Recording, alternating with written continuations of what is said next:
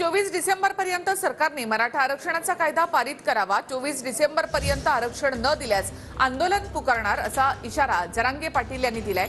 आपल्या डेडलाईनवर ते ठाम आहेत, तर रक्ताच्या नातेवाईकांबाबत निकष आणि अटी काय असतील हे स्पष्ट करा असंही जरांगे पाटलांनी म्हटलं। सरकारने रक्ताच्या नातेवाईकांबाबत स्पष्टता द्यावी असं मनोज जरांगे पाटील यांनी म्हटलं आहे।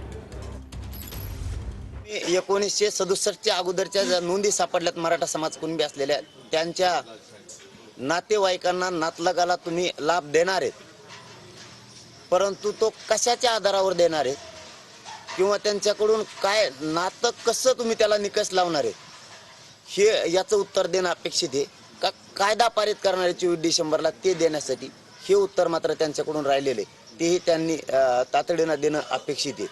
कारण तुम्ही नोंदी सापडल्यात आणि नातलगाला द्यायचं असेल तर त्याच्यासाठी तुमची अट काय असणार आहे किंवा अट नसणारच आहे हे उत्तर देणं गरजेचं आहे। मग कायदा पारित करण्याची आवश्यकता पडणार नाही। परंतु तुम्हाला जर नातलगाला निकष किंवा अटी लावून द्यायचं असेल, तू कसा नातलग हे जर सरकारला निकष पाहिजे असेल तर कायदाच पारित करावा लागणार आहे आणि सरकारनं तो 24 डिसेंबरच्या आत करावा। बरोबर, आम्हाला सुटसुटीत करायचंय, स्पष्ट करायचंय, त्यामुळं आम्हाला कळतंय हे मिळणार आहे, परंतु पुढं अटी शर्ती नको।